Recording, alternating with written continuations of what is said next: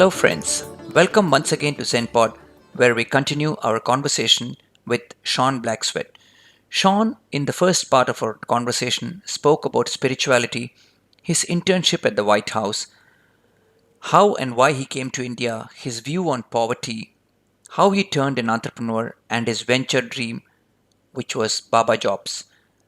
In part 2, we will speak about empathy, how and why we are not doing enough to alleviate poverty, how can technology be put to better use, the inequality that still exists in our society, his idea, Marco Polo, his inspiration, and his favorite book.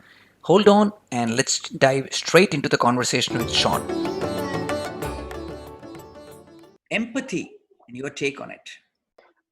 It's probably my favorite of human values. Yeah, it's one of the things that I respect the most and when I see in others. I think it's very hard, right? To be truly empathetic, to truly try to feel what another person feels. All of my most despised people in the world are people that have very little empathy, right? And so I'm a big believer in the golden rule, right? And that's one of the best, most the moral codes humanity's ever invented, and it seems to underpin every moral and religious philosophy everywhere. You should treat other people as you want to be treated, and that inherently requires empathy, right? And so, yeah, as I said, I think it's probably my favorite value. Sometime back, you spoke about poverty not being static, and I completely agree with you. But are we, more than a race, are we some of the privileged few doing enough for alleviating poverty? Not at all. And one of the things that I desperately worry about with COVID, and I feel it so much right now, is the bubble, right? That we only expose ourselves to news and information that we want to, that we have to make conscious decisions around it. And that means, literally one of the things that inspired Baba Job is because in my neighborhood, there were poor people, and there was one day where there's this dude, and I was walking, and he was selling Q-tips in the street, and I was walking, and I almost stepped on his kid who we'd put right on the street, and she was sleeping on the sidewalk, right, because she was with her dad. Oh my God. And she was just on the sidewalk, and I was talking to my friend. I wasn't really paying attention where I was stepping. Right. And it was one of those moments of just, she doesn't have the same opportunities. Like, clearly, if you're breathing dirty traffic air, like, that's not a fair shake. And one of the things that worries me is, especially right now with COVID, if everybody's in their house and, getting deliveries, just like I do every day for food, because I've got two older people that live next door to us and I don't want them to get sick. My ability to be exposed to any other culture, unless I choose it, is almost nil. Yeah. And this is happening for everybody. And so I worry about our collective capacity to sort of serendipitously be empathetic, right? When each of us are becoming more cloistered, and the walls are basically coming in, and it's just this little portal that we've got right now. Yeah. And most of the time, I'd just rather laugh and watch like Indian matchmaking or something. Yeah. Right. True. And so I worry about that a lot. So no, I don't think we're doing enough, to answer your question simply. So it's becoming a lot of I, me, and myself, right? And despite the fact, and you're really setting me thinking, despite the fact that we have more than enough to probably last our lifetime, but we still want to grab. Yeah. Let's hope. Your love story with India. Let's get a little. Tell us about it. And the reason I'm asking you this, Sean, is I'm an Indian. India is not an easy place to live for somebody from outside. No. And you went there in the early 2000s, right? Or before that. So that made it much more difficult. So tell us about your love story and with India especially, and Bangalore. For me, it was really fascinating and wonderful, especially in Bangalore, to see a burgeoning and blossoming middle class, right? Like, I remember when I first came here, I was 28, would go out drinking and hanging out at clubs. And I remember noticing a couple things that I really liked. just or I thought were interesting.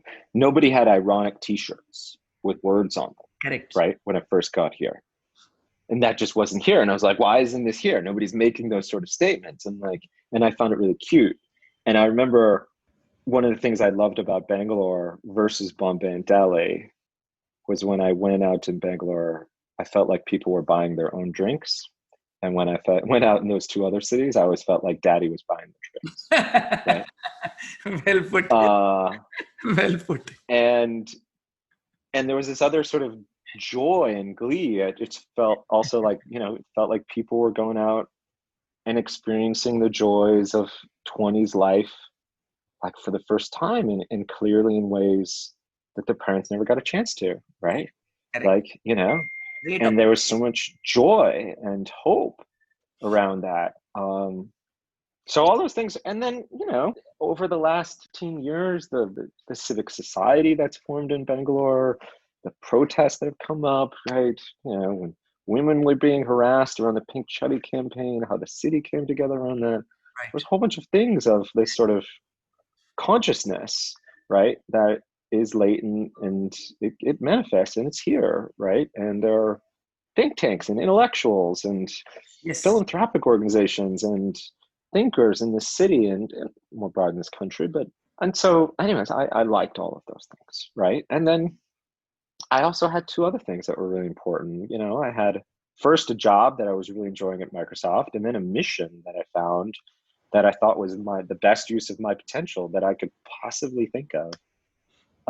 And those kept me very grounded. And then, I fell in love with a nice Bangalorean girl, right? And then, it was 10 years ago, we got married and got a kid and got a dog. And, there's all these things that just become more personal, right?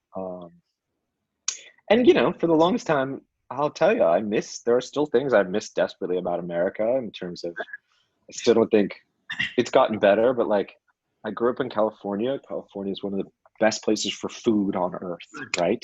In terms of, we've got this huge agricultural belt in the middle of the state, but more importantly, it's a smorgasbord if you're living in any of the cities, so many different cultures, right? And that is just lovely from a food perspective. The same thing with Seattle.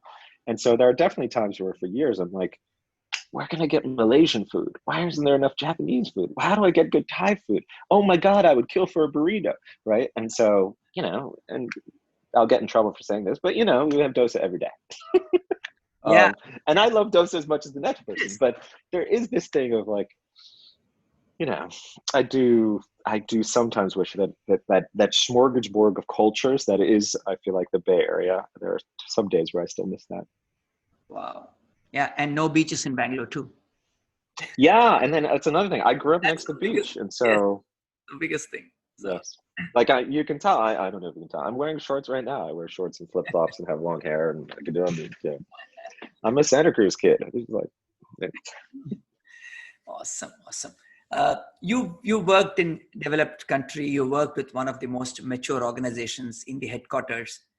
So that's a developed country, and then you move to an emerging market like India. Yeah. So, in your opinion, Sean, what can people do or companies do to better use technology for these emerging markets? I mean, frankly, it actually goes back to empathy.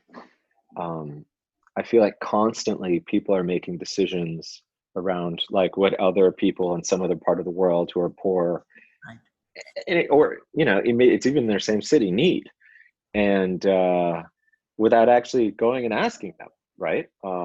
I think the upper classes since the beginning of history and the colonial classes have always had this thought that they know what is best for others, right? And that's not true. If you really want to get a sense of that, you got to go talk to people.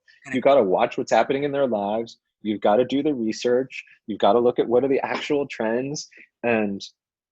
And if you don't do that, then you're just sort of pontificating and bullshitting and making usually the problem worse. Well, maybe generating good PR for your company.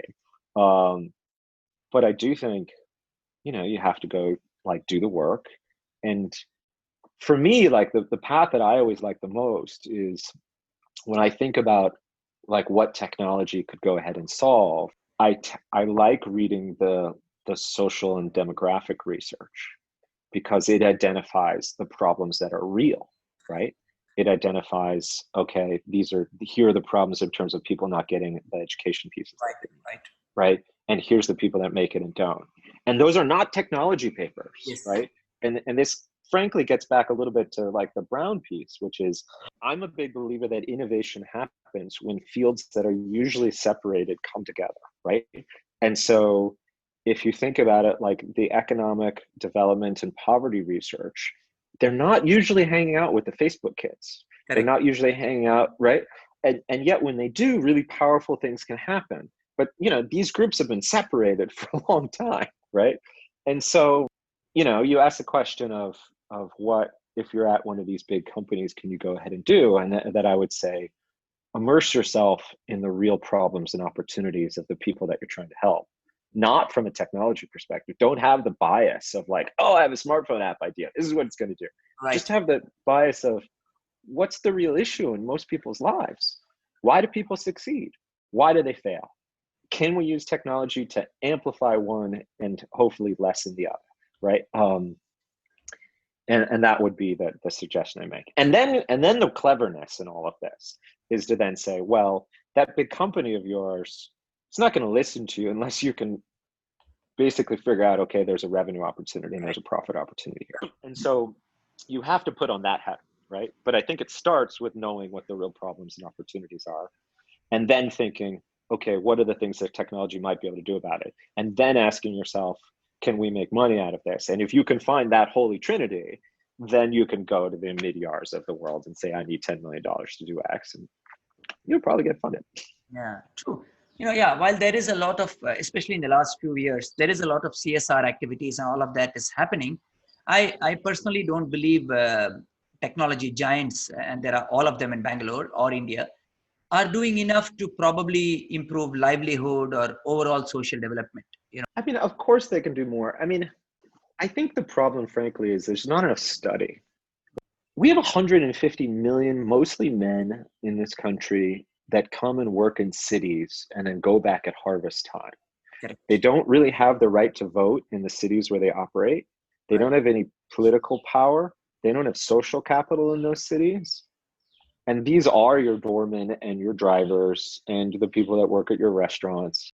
And they have a very different set of needs than, frankly, your maid, right?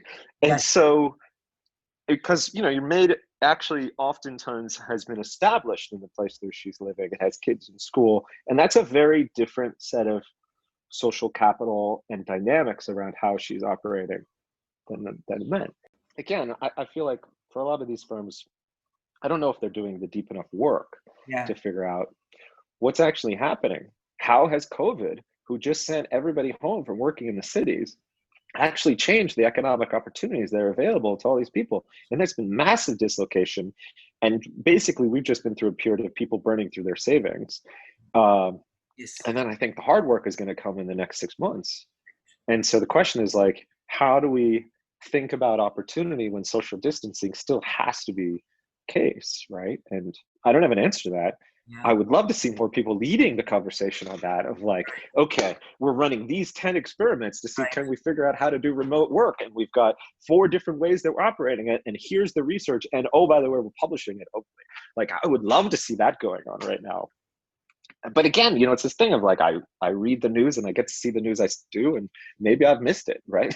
Yeah. No. So one of the things that I was talking to somebody the other day, and I said, an opportunity now post-COVID for companies is probably, considering that there are going to be no more offices and you and I won't work in the same room, maybe reach out to the villages or the tier 2 or the tier 3 or the tier 4 towns and hire them and maybe give them a computer or give them the infrastructure to work and contribute, right? And maybe that way the employment will spread all across the country. Maybe poverty in different places will come down. I don't know. I mean, that's some of the things I was thinking. Earlier, you wanted people to come to work. Now you don't need to. Yeah.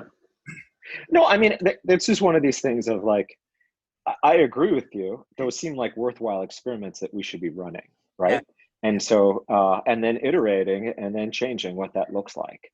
Yeah.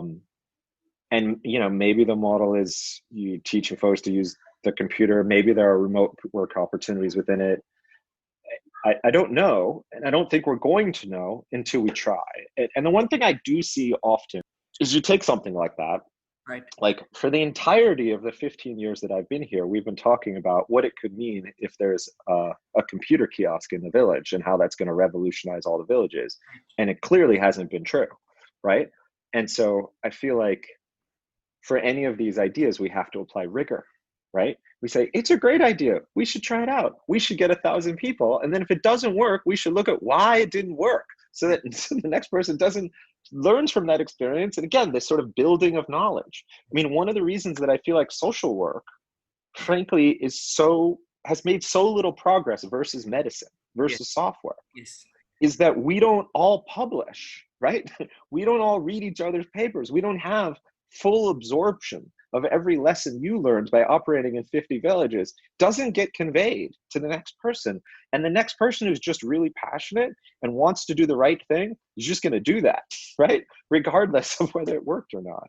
And so I think that's one of the things that makes, frankly, social work harder than other fields, is we don't know all of the failures and lessons of everyone else.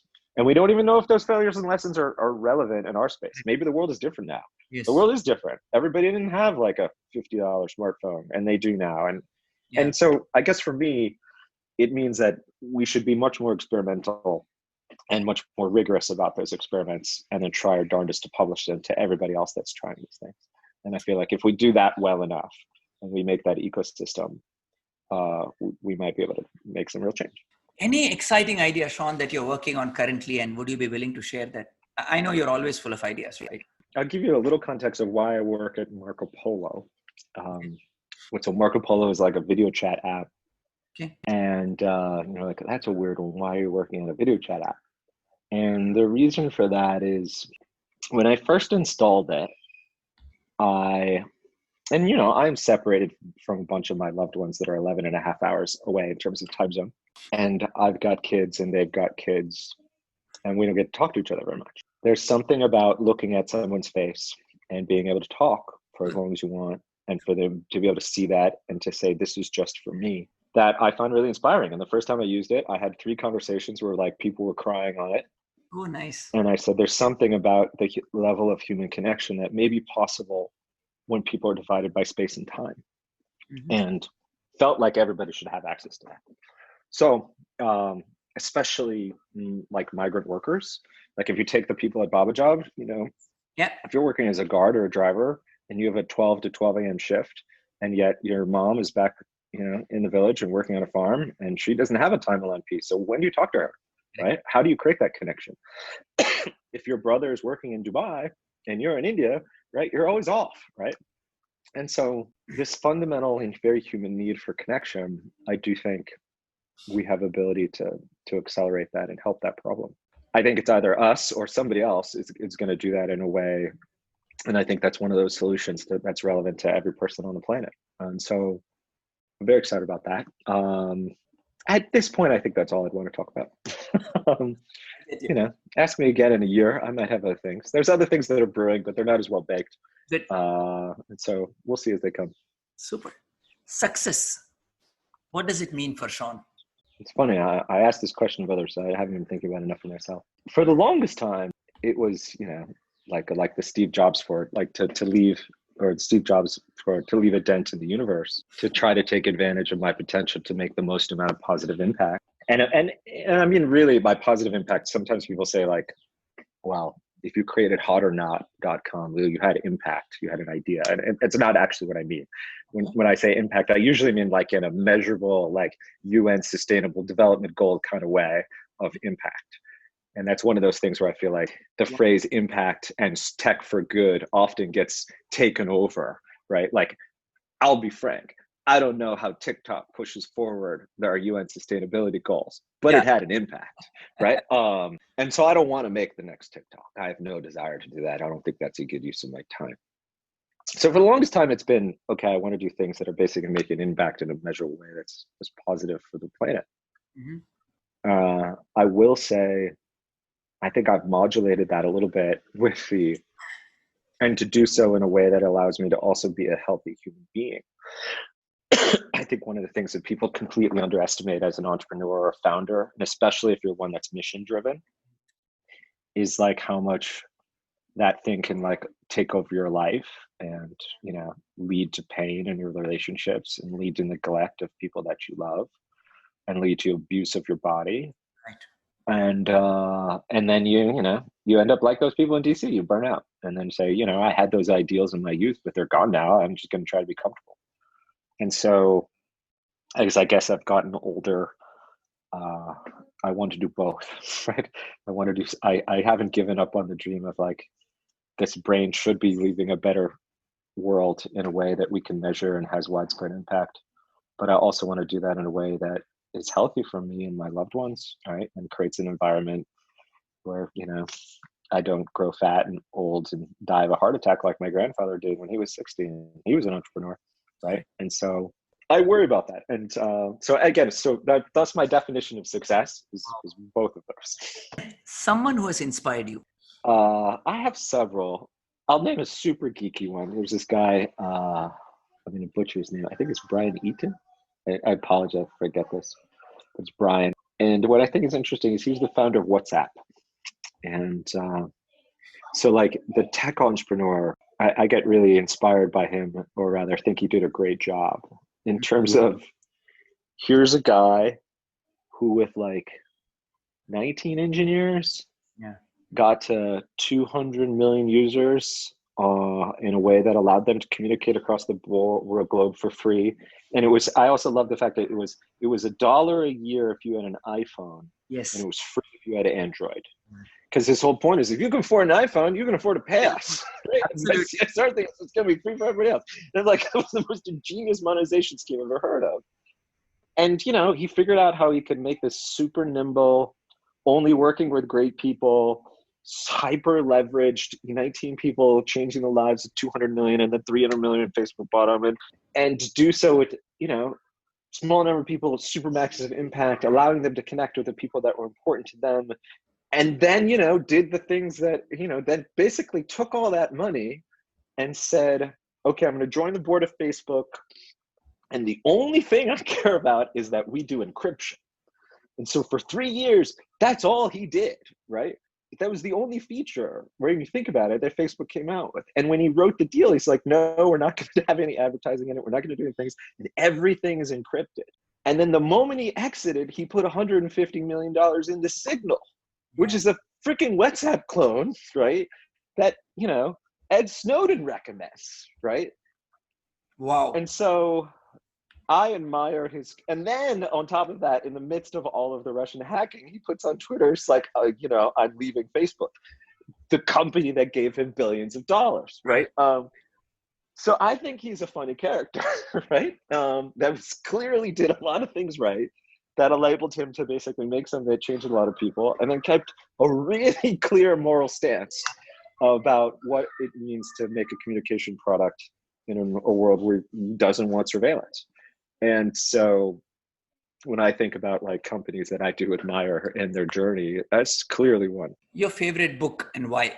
I know you mentioned about one book, but yeah, I mean, honestly, it would have to be Non-Zero, right? Because it gave a unified view of all evolution for me, right? From literally the microcellular level all the way up to the UN, right? And like, you know, the coming alien wars.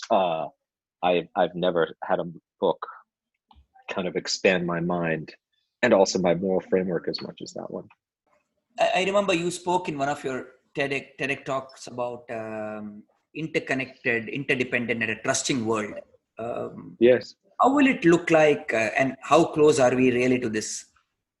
On a more a pragmatic view, are we really close to the reality? Or so I wrote a paper when I was a sophomore in college, and it was based on Robert Putnam's earlier work. He was a political scientist. He wrote the book Bowling Alone, and he looked at how social capital changed with the advent of television, right?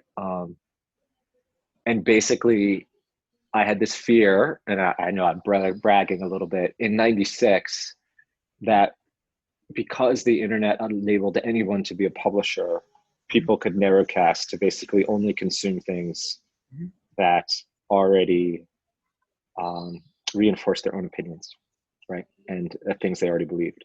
Okay. And we are certainly seeing that.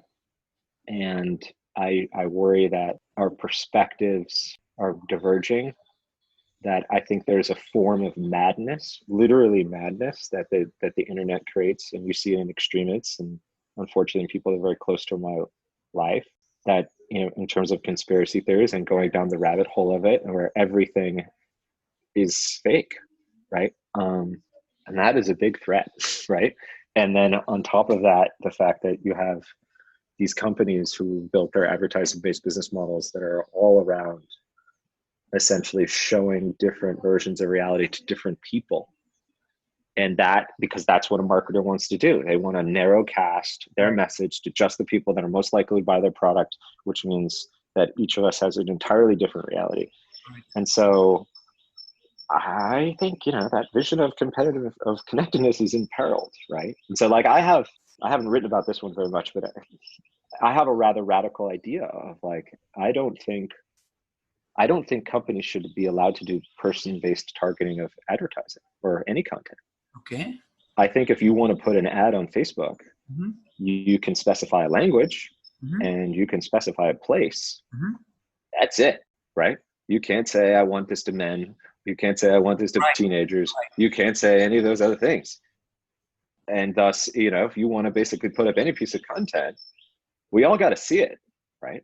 And so I do think we are to the point where if we sort of let these things go in their own devices, I think we will create all sorts of demons in the minds of humans. And I think that is a great threat to a vision of interconnectedness and trust that is the other alternative. But yeah, we're in a scary place, right? I keep thinking about the great filter, right? You know, about the great filter of why don't we see other intelligent life, right? Like we've been looking for 50 years. Why is there nothing? And one theory is maybe life snuffs itself out, and via nuclear war or climate change or the AI apocalypse, or, I mean, it is like Elon Musk talks about this a little bit, and I don't love him, but I think he's got a point. It was like, we seem to be creating more and more existential threats, right? If you go back 100 years, we didn't have that many existential threats. But like we've invented like 4 or 5, at least 4 in the last century, right? And so, yeah, I'm worried. I think we need to be really cautious, and that hopefully, I think that reinvigorates this thought of like, well, that means desperate people. We don't want desperate people in the world. We want everybody to be able to not have to worry about those 4 things, so that they can then worry about the future, right? They can worry about our collective future. And if you don't have enough to eat, and you don't have a place to live, and you don't have dignity, you're not going to worry about the future. Correct. And if you're not worrying about the future, then you're going to do things like, you know, be an extremist, vote for terrible people, right? So I don't know. I'm worried like anybody else, but I'm hopeful given the history, actually. Like humanity has done better. We continue to do better. So I don't know. I hope we get there, but I think we need to be vigilant. Yeah, hopefully we'll get there. In the quest for gaining more, reaching higher targets for ourselves, I guess some of the basic human values are clearly being left behind, right? And while people who are, and I see this in organizations very often, while people who are at the middle levels talk about it, but when they probably get to leadership levels, they have left those same values behind. So I'm hoping that we produce a great, and I worked with some, been very fortunate to work with some visionary leaders and who've been really good and empathetic. Well, I think the thing that's tough is you have to, I mean, this is one of the reasons I left Microsoft, is I couldn't figure out, and I was pretty clever at these things there, but I couldn't figure out how to make the business case strongly enough for Baba Job that aligned with something that Microsoft, the richest company in the world, should go ahead and do.